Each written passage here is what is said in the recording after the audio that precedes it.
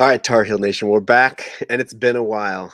Not a while since we've podcasted. We just did that last week, I believe, not too long, but a while since we've experienced a loss. So, hopping on to make sure we remember how to do this, and hopefully we remember how to rebound after a loss because we got a big one coming up in Duke. We're gonna talk about Florida State, Georgia Tech, and then preview Duke here quickly tonight. But wanted to just kind of obviously jump on. I guess it's a post game podcast here. But really, I think this is kind of the preview Duke podcast. But before we jump into all that, thank you for listening, for watching, however you take in the podcast, for supporting the podcast. It's awesome and I like it, and you should keep doing it. So make sure you're subscribed wherever you're listening to this. And if you'd like to join live, get your comments in as we're recording. Go to youtube.com/UNC Hoops Talk. Hit the subscribe button, hit the little bell so that you get the notification when we go live, and jump in and join the conversation live. But otherwise, still love all the people that listen to this later on all the audio apps as well. So yeah, Saturday, Florida State in Tallahassee. We get the 75-68 win. First half, pretty sloppy, lots of turnovers. I think someone said we had 17 turnovers total. I think like 12 of them were in the first half. They had like 19 points on turnovers alone. Yeah, it wasn't, I think we were down 5. Yeah, 36-41 at half. And solid second half, I would say spectacular. RJ led us again, 24 points. Elliot Cadeau was really aggressive again, 16 points. He had 6 assists to 3 turnovers. Harrison Ingram's been rebounding the ball crazy. He had 13 points, 17 rebounds. And actually, he had 7 offensive rebounds. And then Baycott ended up with 5 points, 4 rebounds total.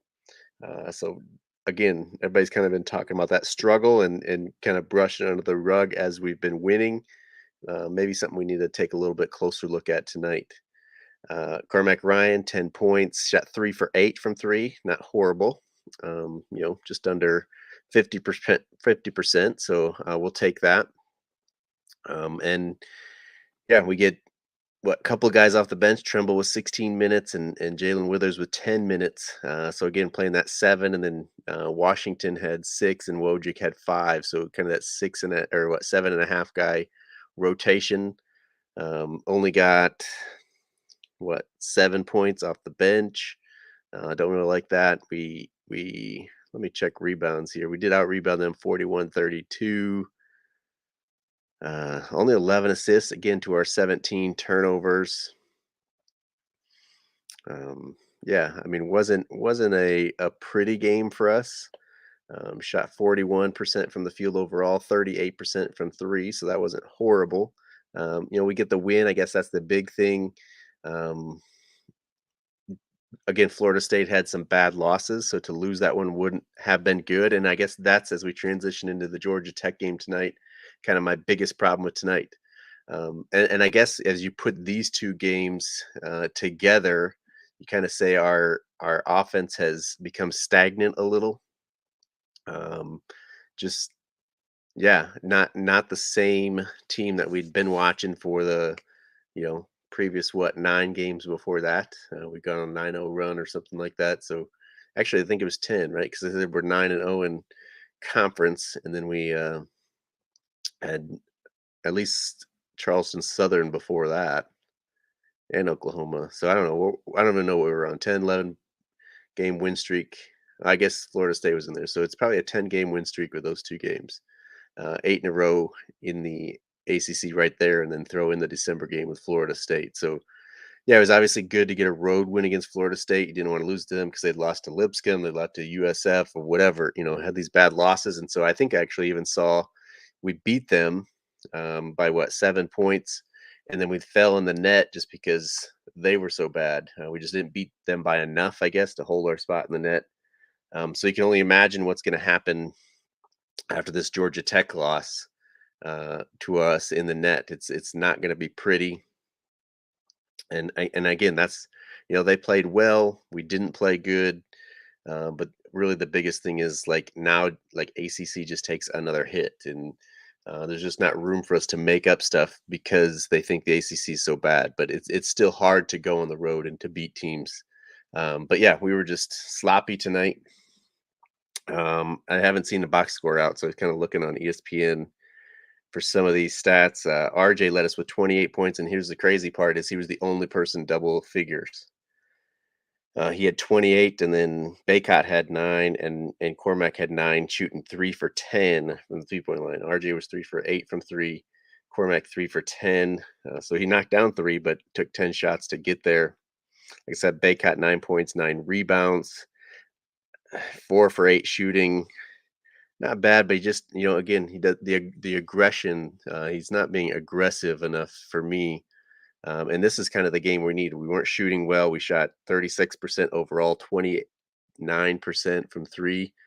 This is a game where it's got to be okay. Feed Baycott, get it inside, and get guys in foul trouble. Have and ones. There was late in the game we were kind of making our little run. We never had a huge run, but a little bit of a run. We get Baycott. It was what give and go. I think with Set Trumbull over there in the corner when they were playing zone, and he goes up, gets fouled, but then he just misses the shot. It's a shot he should have made. It's things like that, and then he missed one of the free throws as well, so kind of kills the run a little bit. Seth Trimble played a pretty good game, but like I said, RJ Davis the only guy in double figures. Elliot Cadeau fouled out with 5 minutes left, had 5 points, 5 assists. Harrison Ingram hit the first shot of the game, a 3-pointer, but ended up 2 for 7 from 3 and 8 points, 13 rebounds again. So it led us in rebounds at least for the third straight game, if not more. And then Jason Washington got a little bit more run here, 8 points. Seth Trumbull had like I said, a good game. Really only shot 2 for 7, which isn't great, but 6 points and some big buckets. He had an and one to get us within 2 or something, 1 or 2 late in the game. Obviously stellar defense that he's been playing, all that stuff. But really, our defense, we didn't contain. We didn't play defense without fouling like we have been doing. We've been challenging shots. We've been getting up into people's grill, all that good stuff, and not fouling a bunch. And tonight that wasn't there. And then obviously our shots weren't falling. And then yeah, we just couldn't pound it inside. To me, that was kind of the thing, especially offensively. We're struggling, and we just had nobody inside to go to. And credit Georgia Tech a little bit. Their crowd was good. Whatever. But if we want to be a top 5 team, and I know the announcers keep saying all these top 10 teams keep getting knocked off and whatever. But if we want to be up there, like this is one we got to pull off. We've kind of played with fire a little bit here in the last few games. Stuff getting closer, having longer stretches, I guess, of being sloppy or not playing well, not take care of the ball, and then we just kind of have a run and we take care of it. Um, and I feel like last podcast I was kind of talking about, oh, we haven't had that perfect game yet. But we also hadn't had a terrible game yet, and then that's kind of what we got tonight. Is a really, I don't know if terrible, maybe that's a little bit strong, but a not good game. Um, you know, so we got Lamont Shandy in here, or Lamont's Handy, maybe. Sorry, Lamont's Handy, maybe is how we're supposed to say it. Says TV Teddy still officiating. How? Um, he is. He was officiating this game. And Jay Wheelovan says on the last play, and I said too, like, how do you not call that foul? RJ more than likely, most definitely, again, maybe probably a better way to say it, is fouled on that last one, and they just swallow the whistles. To me, it's just crazy why officials will officiate the last call differently than the rest of the game. Like I get letting people be physical and whatever, but if you're going to call something a foul every the rest of the game, then it should be a foul on the last possession of the game. And of course, this comes right after, the night after. No, it wasn't the night. It was over the weekend, Saturday, whatever, Duke's game against Clemson, where they get bailed out with a questionable call. I think, again, you'd probably say Proctor was fouled in that Duke game, but he definitely wasn't hit like RJ was hit on that last play tonight. And I know it's not the same refs, but it's like if you're going to call that a foul, then this definitely is a foul. But that was pretty questionable call, and Duke gets bailed out on their floor against Clemson. It was Virginia Tech they beat last night, and then we don't get the call here. But something I thought about after the last podcast, that I didn't mention, and I wanted to make sure I did mention this one is, obviously this is coming off a loss, so it doesn't sound the same, but we have to be giving Hubert Davis some credit for this team.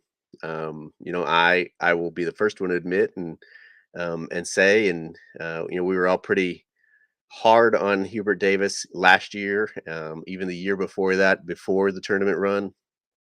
Um, you know, uh, a lot of criticism, a lot of question marks, and all that, and even leading into this season, question marks. But the way this season has gone so far, now you have to give him credit as well. If you're going to criticize during the down times, the bad times, you gotta be there as well, giving credit for the good stuff. And this year so far, again, doesn't mean the same coming after a loss tonight, but we got to be giving Hubert Davis. And I think that last play call was a great call. Great, I don't know if he drew it up or if that's in the bucket of plays that they have, and they've practiced it. But that was a great call by Hubert just to get RJ open, to get the ball. Jay Wills saying on the call that use RJ as a decoy. Everybody's going after him, get it to Harrison Ingram or something.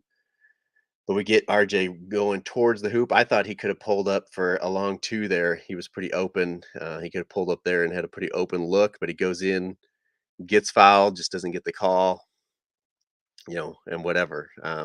Again, the worst part I think of this is just how bad Georgia Tech is. That's what's going to hurt us, because they're just not good and we're losing it to them. So, you know, that I mean, we're going to lose some games. We didn't expect to go through the ACC schedule without losing any games. It just, again, this one just kind of stings because it's Georgia Tech. Like Maurice Crosby here says, the curse in Atlanta. Everybody's going to go back to that. We just don't play good there. Something always kind of happens there, whatever. But that now kind of turns our attention to, the first matchup on Saturday, Duke, the greatest rivalry in college basketball. I think most of us here would say in all of sports. But we'll see. So 300 is in here. How you doing? Says that just shows how good we're going to take this out on Duke. I mean, it is uh, kind of how you want to go into the Duke game, right? We never want to see Duke lose the game. Well, we always want to see Duke lose, but if we don't have to, we don't want to have Duke lose the game right before our game against them. And you wonder, like, if we would have come in here and won easily or something, do we take that? Do we not take it out on Duke? Are we a little bit? I don't say arrogant, but are we a little more full of ourselves and thinking that we can roll in and beat Duke at home pretty easily, and we don't take it again. You're always going to take the Duke game seriously, but is the same fire going to be there? And now that we're coming off a loss and they aren't, maybe it refocuses. Now I think it still would happen if we could have pulled this game out and we just didn't look good. And it's like, Hubert's going to have their ear after a game like this, even if we win it. Uh, and how bad we played and all this stuff, things that can get better. And we can't play like this against Duke. And I think we could have done all those things if we would have won anyway. But having lost this, uh, you know, maybe it kind of just refocuses the guys a little bit more, and we're just that much more ready for Saturday and Duke. So 300's like, yeah, Hubert is doing a great job. Says Cormac is not clutch for us. I've seen him do it with Notre Dame, and mad times when he gets it together, we will be unbeatable. But it's got to happen as well. Like, I think, yeah, we kind of know if we play our best. Some of my kids were asking, like, "Oh, do you think North Carolina could beat Kansas?" I was like, "Yeah, I think so." They're like, "Oh, you think North Carolina could beat anybody?" I said, "Well, we could." And my son is kind of at the age of, he's seeing the rankings. He's like, how does this team lose to that team? It's like, well, that's why we play the games, and just because you're ranked higher doesn't guarantee you a win and all that kind of stuff. Um, but I think we're good enough to beat and play with anybody if we're playing our best. If we did get that perfect game, I think we can play with anybody. Uh, but obviously, we know we're not always going. That doesn't happen just because something looks like something on paper doesn't mean it's just going to happen. Just because Cormac should be shooting better doesn't mean he ever turns it around this year. Hopefully, he does. Obviously, but it doesn't guarantee that. So Lamont Shady says we want to see Duke lose every single game. Yes, that's true. Obviously, we want them to lose every game. But if they're ever going to win a game, have it be the one right before we play them, so they just don't have that extra motivation. Again, not that you ever need motivation to play a UNC Duke game. I understand, but um, it's never as fun seeing a Duke team come to Chapel after they've just lost them, especially if it's a team they shouldn't have lost to, maybe like us tonight against Georgia Tech. So he also Lamont Shady also says so many bad unnecessary turnovers against Florida State. We need to step it up. Yeah, I mean that was horrible against Florida State. Not as bad tonight. I don't know that I have turnovers here. 11 turnovers tonight. Nobody with more than two. So in that aspect, not bad. We actually had 0 blocks tonight. I feel like that's a little bit different for us than usual. We out rebounded them by 7, 48 to 41. They had 10 assists. How many assists did we have? We had 17 assists. I mean, I don't know. It's just bad shooting tonight, um, mixed with some bad defense, lots of foul calls. And again, you don't know, is it them just taking Georgia Tech too easy? What's going on? But um, I do want to kind of refocus us to the Duke game on Saturday. So obviously, if you haven't already seen the commercials, they've been running. We play Saturday. It's a 6:30 Eastern tip on ESPN. Again, I feel like, and I actually went through the schedule earlier today, and both of our Duke games start at 5:30. I just feel like it's a little early. I don't know what the deal is. It used to always be, I feel like 7 p.m. Eastern tips, kind of that prime time window. So I don't know what it is this year that they're moved up to 5:30. Somebody redid the prime time on a Saturday or something and figured it's a little bit earlier than that, but I don't know. So yeah, we got Duke on Saturday, and then we follow that up with Clemson coming to Chapel Hill on Tuesday. It's a 7 p.m. Eastern tip on ESPN as well. But as far as Duke goes, like I said, they just played Clemson. Should have lost that game probably. Got bailed out a little bit at the end there, knocked down the free throws. Whatever. There was some chatter about that, and then a close game against Virginia Tech last night, but obviously not as close, and they got that win. So I don't know what their streak is or anything like that at the moment, but at least a 2-game winning streak they're coming in. They've been a little banged up. I know Mitchell and Roach missed a game. Roach is still kind of coming off the bench. I'm guessing he'll probably start against us, and they'll be back to full strength and obviously ready for us. We have to be ready for them. Um, they don't scare me a ton. Obviously, Filipowski, I feel like, Baycat has to guard him because who else does he guard? And he can step out. He's a little bit more mobile than Baycat. And the way that Baycat has been playing doesn't give me a lot of confidence in there. But, Roach obviously has the uh, upper hand as far as being older than Cadeau, and Cadeau's showed some youth tonight fouling out and getting into foul trouble is kind of been an issue all year. So you kind of worry about that. Proctor being a taller guard, I feel like obviously Seth Trumbull coming in maybe can take care of that a little bit. We stay up in McLean and don't let him get open looks. Takes away a lot of his game. I think Ingram is athletic enough and strong enough to stay with Mitchell. Trying to think, well, I think that's their starters, right? To McLean and Proctor and Roach, if they're healthy anyway. Roach. I think again, I think it would be beneficial for us to get it into Baycott and try to get Filipowski into foul trouble because he's shown some that he's been susceptible. Is that the right word? Am I saying that right? To fouls as well. So if we can get into Baycat, but again, he's got to be aggressive, go at him, draw the foul, score the bucket, all those good things, which he hasn't done. Like, I get that he has his stats haven't been up there. Again, he was back to 9-9 tonight, but even tonight, just not being as aggressive. I feel like I don't know. It's almost like he's afraid. He bangs against guys a couple times, and he's ready for them to flop and take that charge. And the call has gone against him. That he bangs a couple times, and then it's that right hook or turnover. Start spinning, that kind of stuff. So uh, he's got to just he's got to find a move. Like, again, he's been in college 5 years now. Like, one dribble, two dribble, get around guy, and then just dunk on his face. Like, just got to be a strong. I don't know. 300 says Baycott off ball screens is our weakness.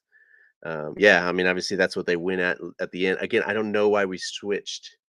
Baycott and RJ switched so easily, and that guard saw that, and that's the exact matchup he wanted. He went at Baycott, got the layup. He's just not athletic enough, tall enough to get that block. I mean, I know he's had some nice blocks this year, but most of them are coming off the weak side. Not as much when a guard is attacking him. So yeah, and I feel like we've gone away from the switching as much. I know early in the season we talked about they were switching everything 1 through 5, and how we didn't like that. I feel like they'd gone away from that a little bit, and then they used it in that last possession there, and it really hurt us. So Lamont Shady says, or sorry, I keep saying that. Lamont's Handy, I believe how you say it. Let me know, Lamont. I'm assuming it's Lamont's Handy.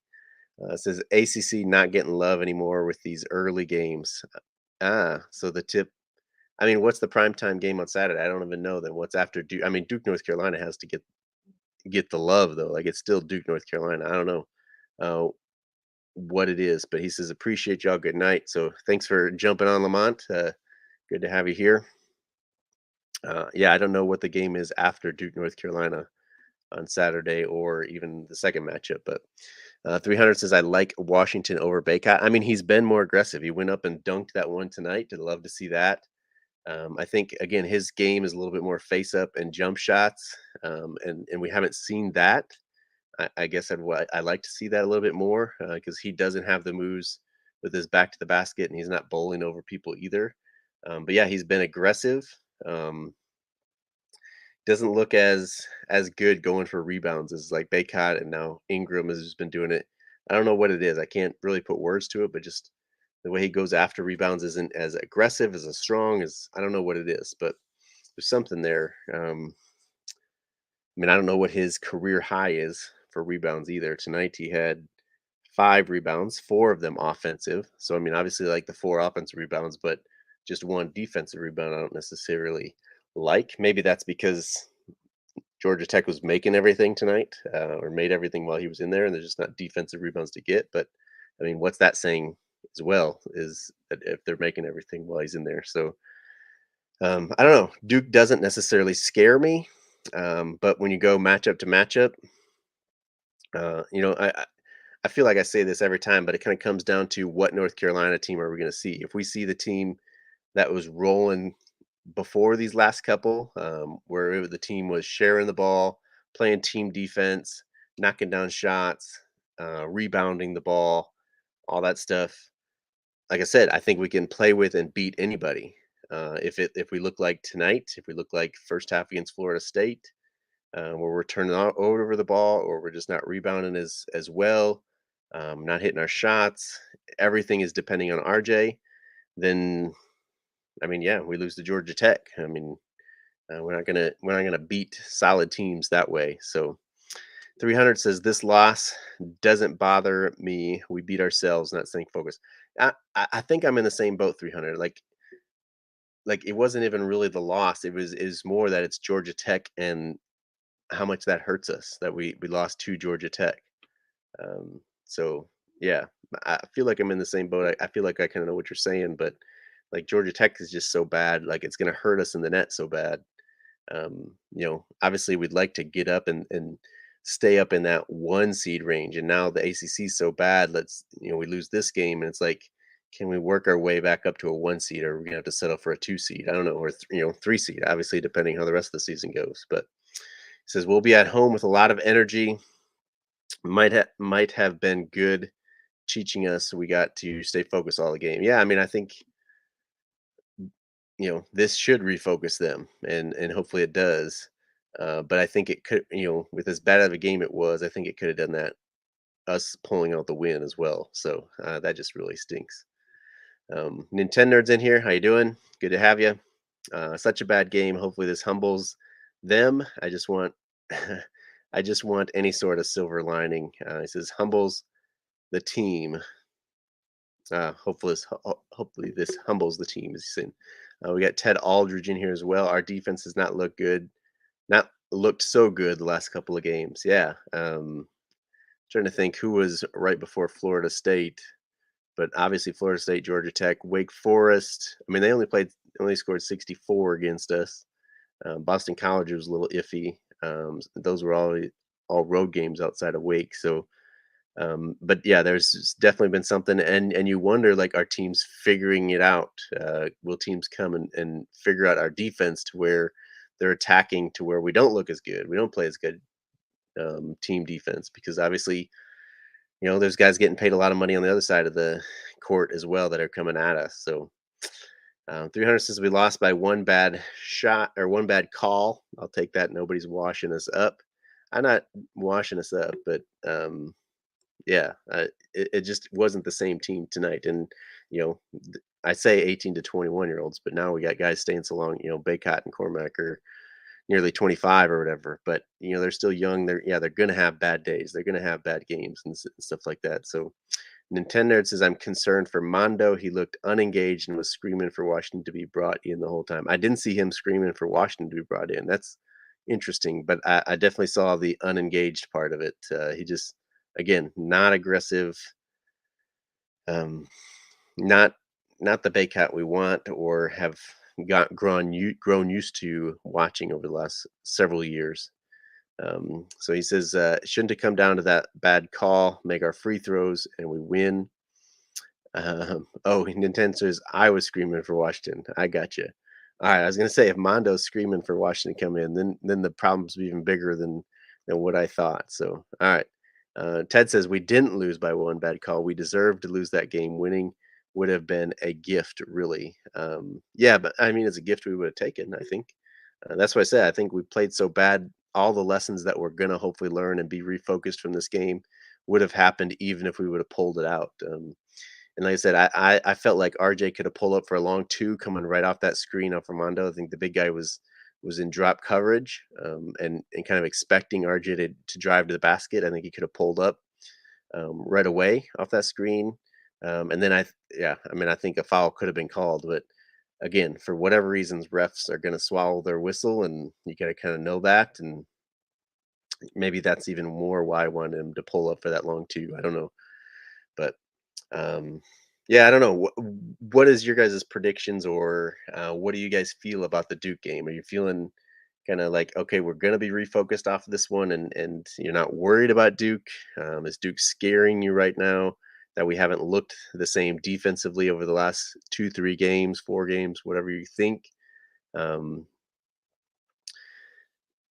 I don't know. I just kind of want what the people that are in here live, your reaction to this first matchup with Duke. It's in Chapel Hill. Um, we got college game day coming in the morning. They're already talking about Armando's got a meeting to talk with them, or whatever. Um, and there's going to be a plenty of hoopla around it. It's Duke, obviously. Saturday night. Um, what do you think? Ted says, ask me tomorrow after I get over this one. The Nintendo nerd says, I don't think Duke is that good, if I'm being honest, but we need to take better care of the ball and make free throws if we want to win. I mean, yeah, free throws, which goes in hand with kind of foul trouble. Rebounding, I think, is a big one. And then, yeah, to me, I think offensively they're going to be okay. We're back in the Smith Center and all that stuff, but defensively, we've got to get back to what we were watching when we were holding teams, under 65 points or whatever, for those several games, and winning however many ACC games by double digits. that's the Tar Heel defense that we need to show up tomorrow night. So, um, like I said, if you'd like to join us live here, make sure you subscribe on YouTube. But even if you're listening later, let me know how you're feeling about the Duke game. Uh, Find me on Twitter at AllTarHeelDan, or on Instagram, the same place at AllTarHeelDan. I'm other places, but that's kind of the most. And or leave a comment on this YouTube channel, on this video, and yeah, I'd love to kind of get what you guys think. I like to obviously engage with people that are listening, and Tar Heel fans in general. So get in contact with me somehow.